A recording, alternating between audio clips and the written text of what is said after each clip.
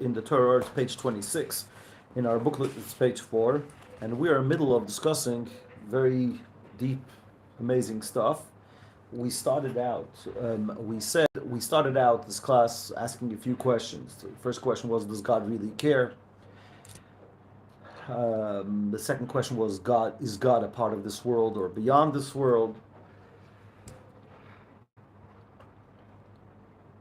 And we ended up asking a question about child rearing.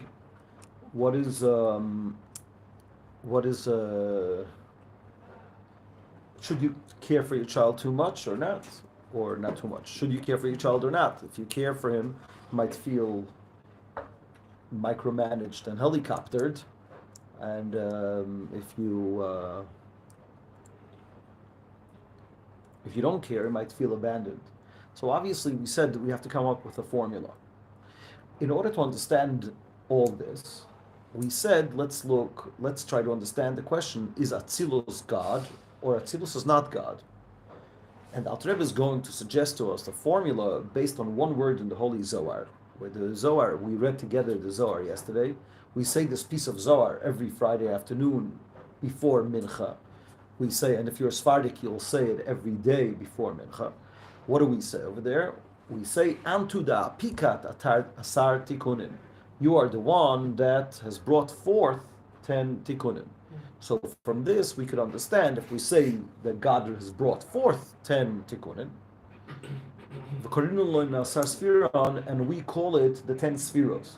If we say that God brought forth the 10 Sfirot, what does that tell us? The Sfirot are God, or the Sfirot is not God? God's the source. God is the source. So that's not God. God created them. So it doesn't say the word created. It's more emanated or brought forth, but that is beyond God. But in order to understand this, in order to understand the question, is Atzilus God or not, we started out explaining a few basic things in Chassidus. First of all, what does it mean, worlds? Then we wanted to explain the difference between a Kabbalist and a philosopher. Then we went into explain how does the philosopher learn about God. He looks at this world, he uses this world as artifacts in order to get to know the Creator, as King David by himself says in Psalms. David HaMelech says in Tehillim, what does he say? Hanoita oizan ala yishma, the one that implants ear definitely hears. Hayoitzer ayin, the one that forms an eye, halo yabit, could definitely see. It must be true down here, it must be true up there. That's his logic. Exactly. Anything that is found down here, and since the only source for what's happening down here is from above, so obviously it has a source above. So we could learn that God has 10 Sfirot. But then the Rambam has to tell us right away what's going on. How could you say God is composite? The idea of unity of God, for a lot of reasons that we discussed a tiny bit, and the reasons that we're not going to go into. Part of being a God means you're not in composite, because if you're a composite, you also have to have a creator. The famous Rivosh, the Rivosh says about the Kabbalists that you are worse than the Christians. The Christians believe in 3 and you believe in 10. So obviously that cannot work. So basically the Rambam would say there's 10 Sfirot. The Rambam doesn't talk about 10 Sfirot, but all the attributes in the world obviously stem from God, but even, so to say, by God, they all come from the first Sfirah. What is the first? What is the highest Sfirah? Wisdom. And therefore also about wisdom, we can't say God has wisdom, because then he's also composite. So we say God, he is wisdom. The knowledge and the knower is one.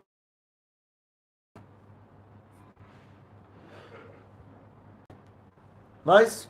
So basically, to a certain extent, according to the Rambam, God is Atzilus. What do you mean God is Atzilus? Atzilus again, what is Atzilus? Atzilus is the world, how God looks as the creator. And Chochmah is God. Chochmah is God. That's it. Comes the Maral right away, and the Maral says, what's going on over here? We call him Holy One, blessed be he. We don't call him the Wisdom, blessed be he.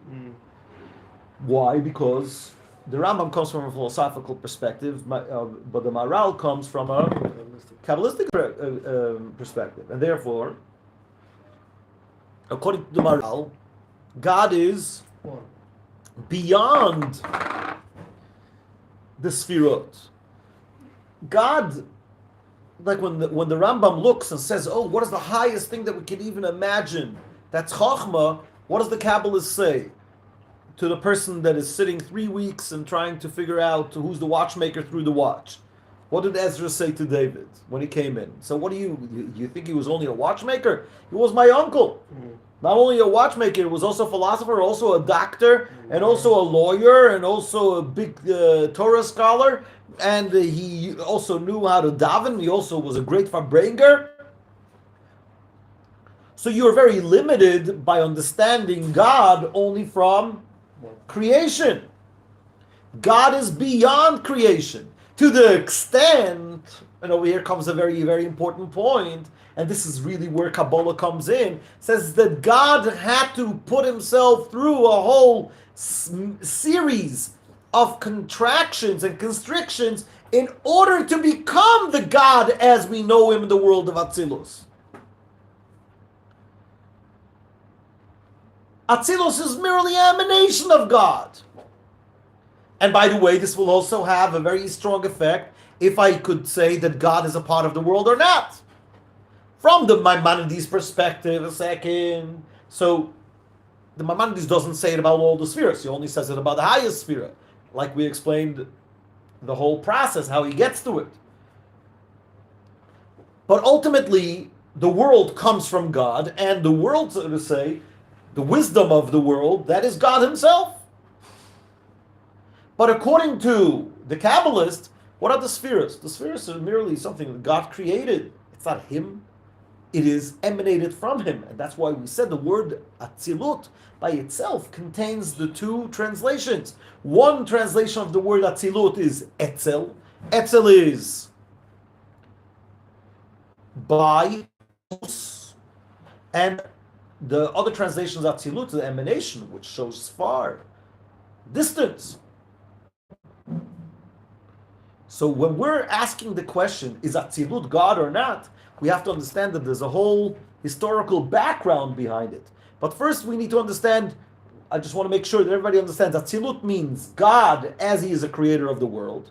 So me, as a created being, looking from bottom up like a philosopher, I am going to describe the creator as a creator with the 10 Sfirot.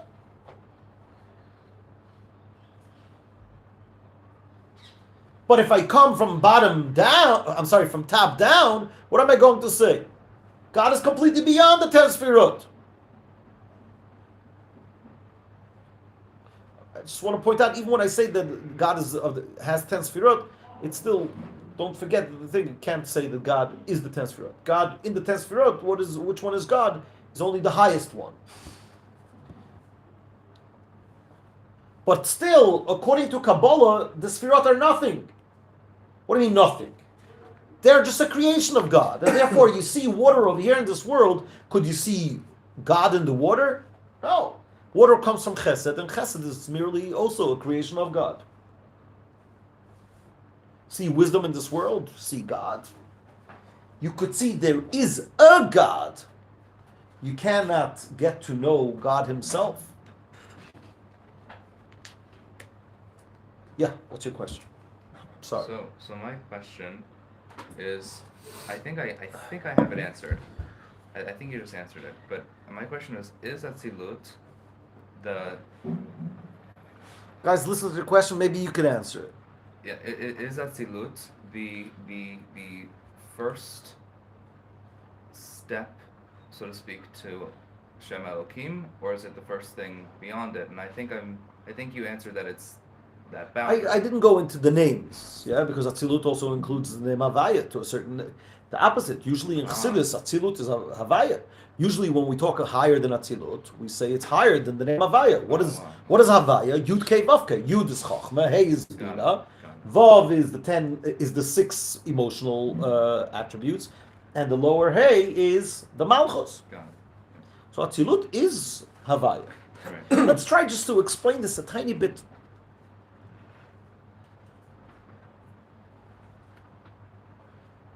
let's try one more mashal just in order to make sure that we know it well. I go with David to a bookstore, and I'm very impressed. A brilliant bookstore, the way it's set up, and the way it's made, the way it's welcoming. And there's a Starbucks in the bookstore, you know, those bookstores with the Starbucks in the bookstore. So you could read books while, no, you don't have that in Sweden. In America, yeah, you have. Yeah, Sure. Yeah. Or like Stockholm is like the only place that has Starbucks. Ah, okay, because you don't have Starbucks. Okay. And I want to get to know the owner of this. I want to get to know the owner of this place, so I could gather information from all the things. I could see that he's a great marketer. I see that he's a great designer. I see that he's a great organizer. I could see all the things. So from that, I could conclude that the owner has all these attributes. But then someone tells you that he knows the owner. The owner was a banker. He just got fed up of banking, and he had to, so to say, learn a whole new skill set in order to become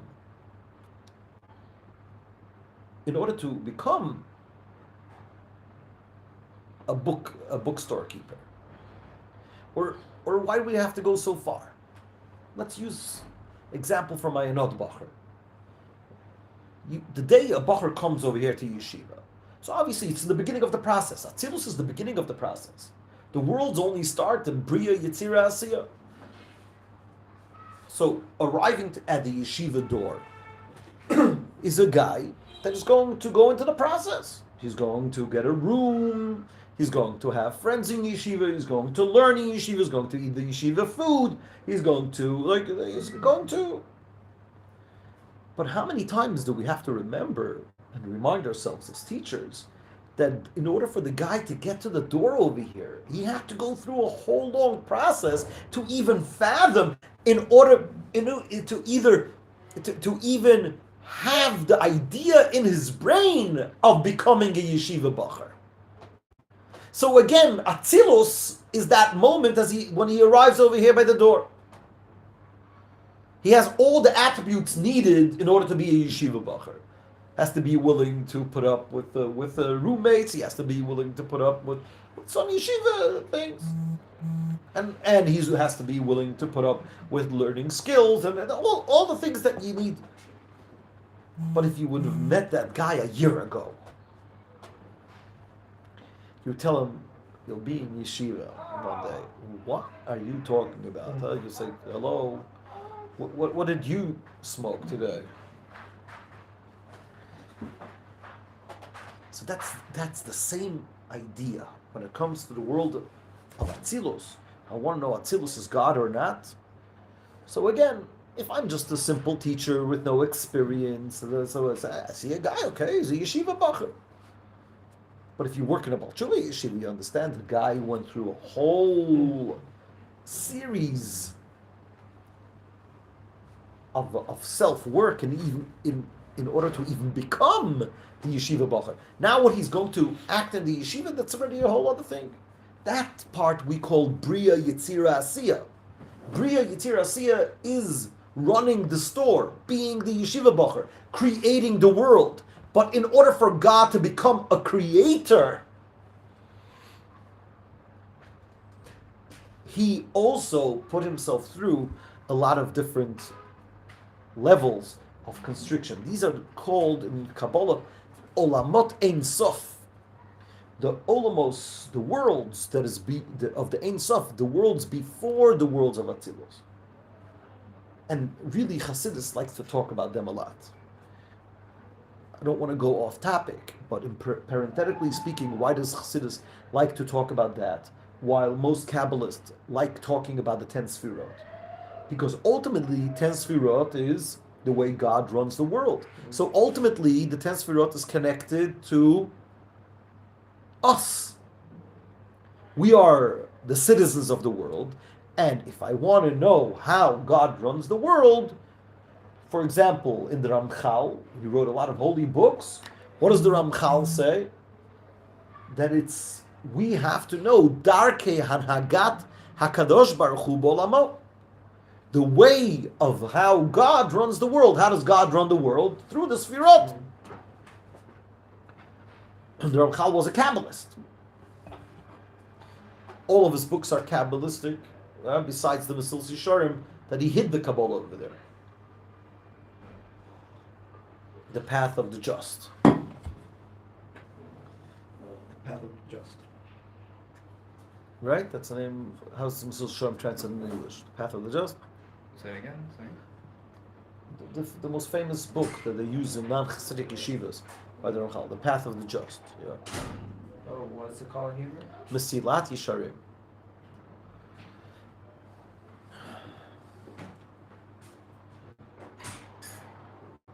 Whereas, what do I want to say? Oh, whereas Chassidus is obsessed with knowing the Creator before he became a creator. It's like the example that we always use. If you go out on a date and the girl wants to find out about you, but she's asking questions like,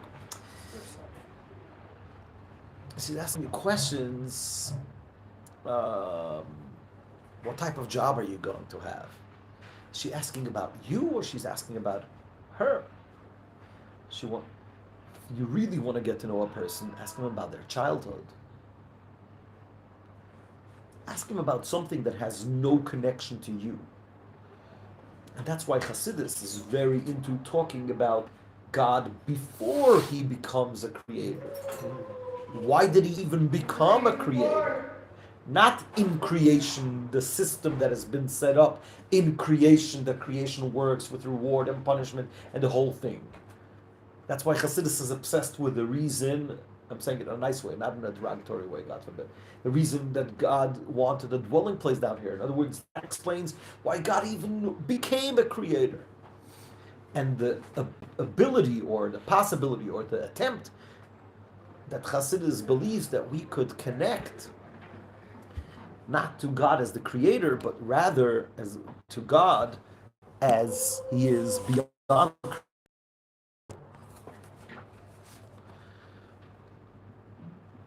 Make sense? Beautiful. Everything is clear. This is heavy stuff, guys. Heavy stuff at 8 o'clock in the morning. Oh, that's why God created coffee.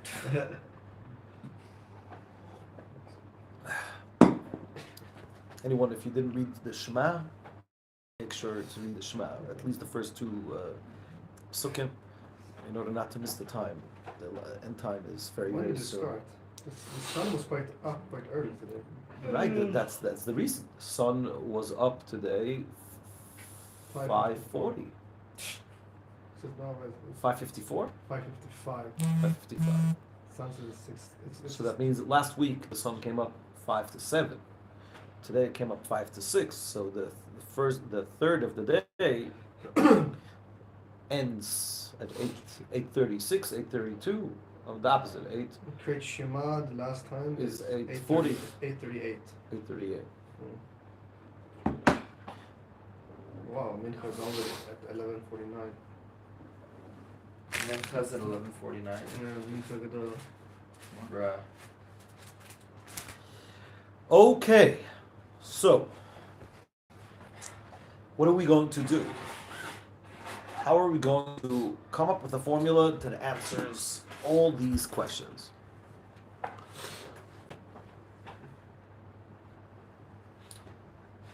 What's your turn now? What, allergies? Ah, it's allergies. Let's try to go back. Let's try to go back to our question: should you really care for your kids or not? If I need this, I'll put it on. Stuff is fine.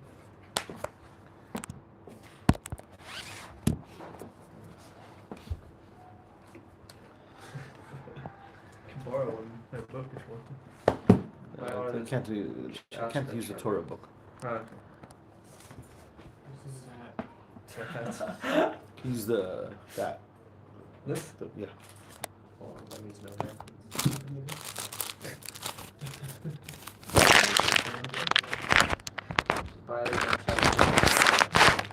Yeah, we should get it. Ah. I have one of Doesn't- those. doesn't- I have a stand. I'll bring it tomorrow. Okay, Tachlis, in order to figure this out, let's try to go back to the example that is closest to us, which is the idea of child rearing. We started talking about the question, should you really care for your kids or not?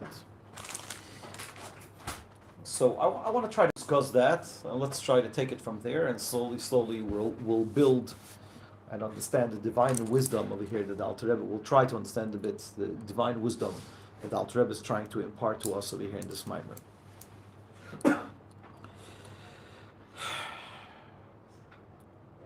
There's a very interesting phenomenon. We hate listening to advice from our parents. A lot of times. But the phenomenon is so weird that sometimes our parents could tell us something tens of times, hundreds of times. But then, and we don't listen. That's what I was talking Exactly. Your neighbor finds out that you have that and that issue, and they tell you, you know what you could do? Just you could go there and take care of it. And you say, wow, that's a brilliant idea. Then you walk into the house and you tell your father or mother, you know what the neighbor told me I could do? I could go and take care of it there. And then your parents are like, what? I've been telling you this I've been telling you this for months. Yeah. And therefore, I don't know if you do this, but this is a very good idea, like in order to learn the Rebbe's perspective on life. The Rebbe said sichas, the Rebbe said mamorim, but where do you really see the Rebbe's practical? These letters. Letters are brilliant. It's also very personal. It's talking to people about everyday life. Greetings and blessings, every letter. Greetings and blessings. That's how the Rebbe starts every letter. Every letter. But greetings and blessings. but some Chassidim try to read every day 3 to 5 letters, not more than 3. Like you read and you stop. Yeah, just in order to get the Rebbe's perspective. One of the pieces of advice. The letters have divine wisdom, in my humble opinion. Who am I to say? But one of the pieces of advice that the Rebbe repeats over and over again is when someone complains something about their children, what does the Rebbe always say? Get someone else to talk to them about it. Now, I want to try to explain something. Why is this not so easy to do? I've been trying to tell parents the same thing. I've been trying to tell myself the same thing. The problem is that when you have your ego involved, and this is also the reason why your children can't listen to you, because they feel that you're talking from your place, you don't really see them. But there's also a reason why it's so hard for people to just keep their mouth shut, not say anything, and just get the person's friend to say something. Why? Because I want to put him in this place. There's a lot of enmeshment. They call it nowadays in family therapy. It's called enmeshment. Enmeshment means where there's no clear boundaries, where I end and you begin. Cut the umbilical cord. Cut the umbilical cord. And that's why it doesn't matter how good the advice is going to be, how caring the advice is going to be, what is the kid going to feel? The kid is going to feel suffocated. Why is the kid going to feel suffocated? Because they feel that ultimately you're doing it for yourself. For example, yours truly, when my first son, was growing up, my dream was that he should know Tanya by heart. Should learn Tanya by heart. That was something that You want. I really wanted. I promised him a bicycle just for learning. Back then they had a kids encyclopedia. I promised him I even bought it. Wouldn't budge. Wouldn't budge.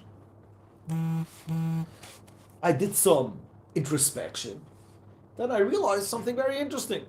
He most probably picked up that I don't want him to know Tanya Bahart. I want to be the father of a child who knows Tanya Bahart.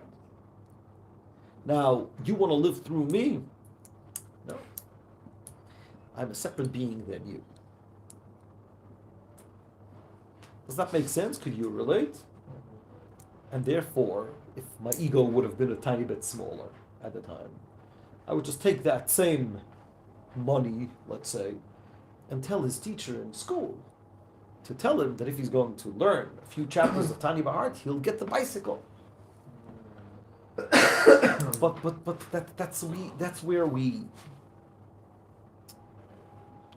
that's where the ego comes in, and that's where the problem is. I remember once in the beginning of the women's program. The women's program was opened January 1st, 2008. Back then, people didn't have cell phones yet. It's quite interesting how quickly everybody got smartphones. But back then, there was a computer. Email was pretty new, but people started using email. Email started getting in 1998. You almost never. Like 2000, 2001. It's better, not 90s. I still remember when I got my invitation to join Gmail. There were other. It's Hotmail before. Right. I had a different one. Yahoo. Yeah. So it's crazy how much the world has developed in such a short amount of time. So there was a girl every day after Chassidus. So we had one computer in a school, and it was in the base medrash, and everybody was able to get onto it 15 minutes to check their emails, to do some stuff. She would run right after Chassidus. She would get the computer, and every day she used to get upset. So why are you upset? So she told me, listen, after I finish school over here, I'm going back to Columbia University. She learned urban planning. Very smart girl. She learned urban planning. And she was looking for she was looking for a room, a roommate. She was looking for boarding. She was looking for an apartment. So obviously she's ready now a bit more from. She at the time she was becoming Balas Tshuva. So she needed kosher roommates, only girls. So I asked her, why do you get upset every day? So she says that every day her mother looks up. Back then, I think it was Craigslist. Yeah, Craigslist. Nice. So my mom looks into Craigslist and sends me a list of all the apartments. She looks into the apartments. And she sends me a list of all the apartments that might be pertinent, that might work for me. So I told her, wow, your mother's so nice. Why do you get upset? No, you tell me. What did she answer? Why did she get upset? She couldn't consider the religious parts. No, her mother considered the religious parts. She's told me these words. My mother is reliving her going to college through me. That she's going and looking for it now. She is now going to college. She's like reliving the whole experience. Hello? Let me live my own life. But I'm helping you. Right. But I feel invaded. Could you relate, Boaz? Not in your own personal life. We're live over here. So obviously everything I ask you if you could relate is relating through a friend, someone.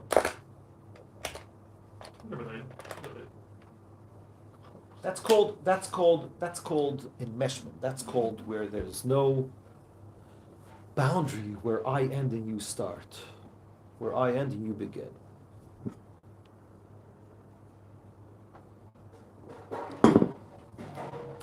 Got it? Clear? Now, what is the solution? So the solution is if you don't care, what is a child going to complain about a parent that doesn't care? You don't care.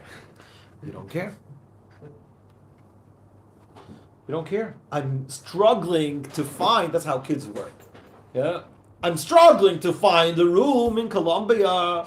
Why don't you help me? Why don't you look up Craigslist? You can't go to Craigslist and look it up.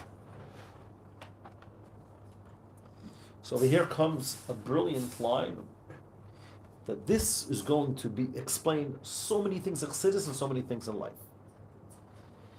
The answer is, you couldn't really care. You could choose to care. In more general Hasidic terms, this formula is called, be within, stay above. What does it mean, be within, stay above? I don't care if my son knows Tanya by heart. It's not going to make me a better parent, won't make me a more Hasidic parent, won't make me more successful. But because I love him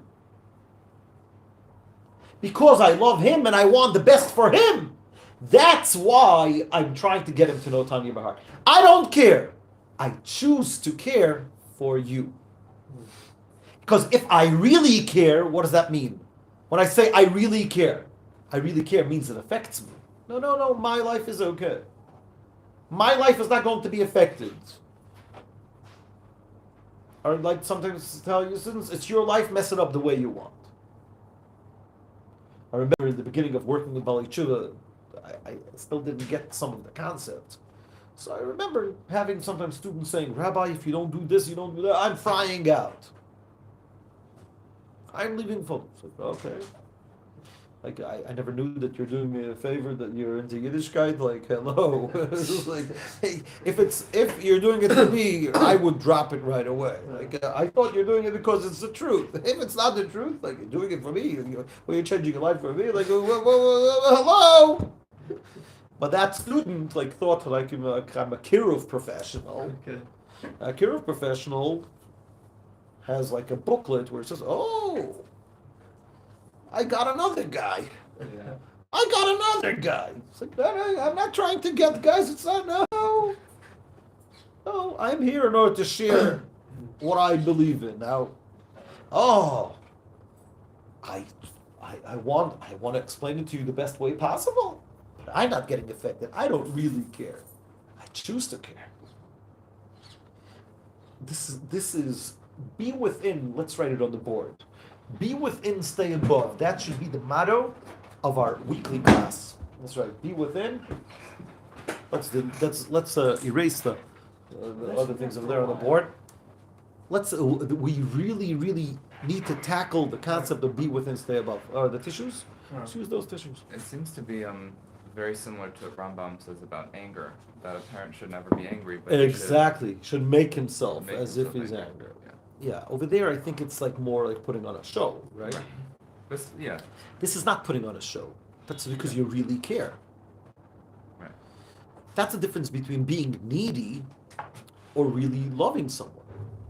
Well, I want to discuss this. I want to discuss this in a second. Be within, stay above. I really want to... I think that the formula for be within, stay above is that you're really staying above and you choose to enter, you choose to be within. Let's try to explain. Like one of the biggest issues sometimes, it's mainly more in Haredi families, in Shidduchim. I've seen this over and over again in a lot of families where the parents try to find a shidduch for the kids, which is typical in the religious community. They talk to the matchmaker, and every time the parents find a shidduch for the child says no right away. No, I don't want it. and they almost feel like they're hitting a wall, because every time they a lot of energy, a lot of effort goes into finding a shidduch for children, and there's a certain feeling sometimes, and there's some children that every offer they say no. And I've spoken to some parents in the past, and usually the answer for that issue is that the child feels that you're not really looking for a shidduch for them. A lot of children will say, exactly. You're looking for someone that pleases them. You're looking for a shidduch for yourself or for the family. Again, in the Haredi communities, there's like, so what? I'm going to go under the chuppah with some janitors. We are a family that's very learned, very high status. Well, you're going out with a poor pauper. So sometimes the kids, and usually it comes, you don't know what I want, you don't know me, and then the mother gets completely frustrated. So just tell me already what you want. And didn't you tell me that you want this? No, you're not really getting it. And I've spoken to parents in the past, and always the advice was the same. Some parents were smart enough and strong enough and humble enough to take the advice, and some people just couldn't pull it off. And they stayed stuck. I told them, next shidduch that comes up, tell your child, listen, let's say the next shidduch that comes up, the guy comes from a poor family and you're a very wealthy family. You want to have the wedding in a destination in Cancun, Mexico, and they barely know how to pay for a wedding in Gutnik in Yerushalaim. which is a very simple wedding hall. Next time a shidduch comes up, try to find reasons why it doesn't work for the family, and tell your child, listen, this shidduch does not work for our family, but it's good for you. That shidduch most probably won't work out. But the first thing, try to convey to your child that you're cutting the umbilical cord. You're never going to prove to your child that you really know him and what he wants in a girl. But what he wants to hear is that you are not involved. It's your ego is out of the picture. If you could prove to him and tell him, listen, son, I would never ever want to have them as my child's in-laws. But you know what? That girl is very good for you. That boy is really good for you. Cut the umbilical cord. Don't really care. When you really care, you don't care for your child. Now, someone might come and tell me, and I've had students in the past telling me, oh, where's the real love? Where's the real care for your child? And what I want to try to claim over here is, we're slowly running out of time over here, I want to try to claim that real love is this formula. Because when you love your child, like if you really care, who do you love? Yourself. Right? When you choose to care, you say, no, listen, I would never want to have as mechutanim. You know the word mechutanim? Mechutanim means the parents of my son-in-law or daughter-in-law. I would never want to have mechutanim like that. Again, I don't know how much you relate to that, because like in the frum world, every simcha afterwards, you meet them and you go, I would never want to have them as mechutanim. But I choose to care for you. When do I love my child more? When I want to be the father of a child that knows Tanya by heart? Or when I say, I don't care. You're not going to be the source of my happiness. There's a mashal about this. I want to hear the mashal. Please share the mashal. I just want to say that's real love. Because if I really care, that's why Rabbi Manis Friedman always says, when he talks to girls about shidduchim, he says, if the guy says, I can't live without you, run for your life. he's needy. So the girls ask him right away, so what do we want to hear? He says, I could live my life. I choose not to live my life without you. I choose you. If I need you, what does that mean? That I'm needy, I'm dependent to you, I'm going to suffocate you. If I choose you, if I choose to care for you, that's real love. I don't really need you. I have enough sources of happiness. But I choose that your happiness will make me happy because I love you. That's cutting off the umbilical cord. That's staying above. And then I choose to go within. The same as in business. If you're really, really like a penny pincher and you're going crazy for every dollar, you won't be able to see the bigger picture. You won't be able to do business. But you choose to make money. You're not completely dependent on it. The second you're dependent on it, you'll do every mistake in the world. That's why they say, don't open a business if you don't have where to live the next month. For the first 6 months, have money set aside, build your business. Why? But the whole idea is of opening the businesses to make money. Right. But you can't be dependent on it. The second you're dependent on it, you can't choose it. You can't be within, you have to be in it. You have to decide, okay, I'm going to make money, and if there's a need, I'm going to cut expenses here and there. I'm not throwing out money. I'm not splurging. I want to make money, and every penny matters. But I'm not dependent on it. I'm not within it. Be within, stay above in every situation. Choose to care. Yeah, let me hear the mashal. There's a story about a rabbi who was walking on a road, and it's a beautiful road on his way home, and he always stops because there's a mountain, and he stops to watch the mountain. One day when he goes there, he sees there's a fence, and he sees a beautiful flower, and he says, "Wow, this is one of the most beautiful flowers I've ever seen in my life, and I love this flower. I've never seen a flower like this." So what does he do? He always walks around with clippers. He's up with a scissor, and he takes the flower and takes it home. And then he puts it in the vase, and he was like, and he said, "Oh, it's so beautiful. Water it. What happened to it? Within 1 week, it's dead." And it says, "What have I done?" Like he's contemplating, what did I do? I love this flower so beautifully, but I want it for myself. I need it, and I killed it. If I truly would have loved it, I should have let it be there, and every day I could have gone there and watched it, and I could have watered it instead. Wow. Right.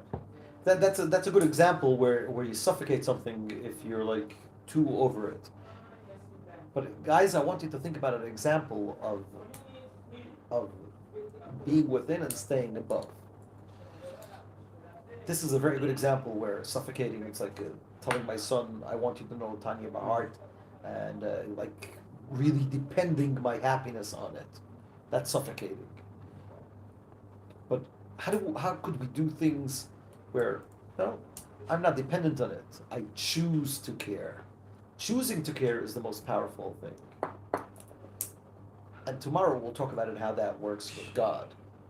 Because again, if God really cares if I bench or not, he's not God. If he doesn't care, so what's the point?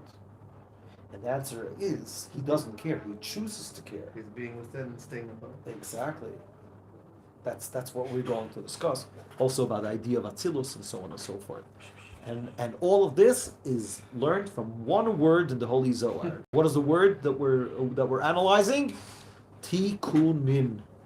Tikkunin means adornments. Have a beautiful day, everyone, and a meaningful davening.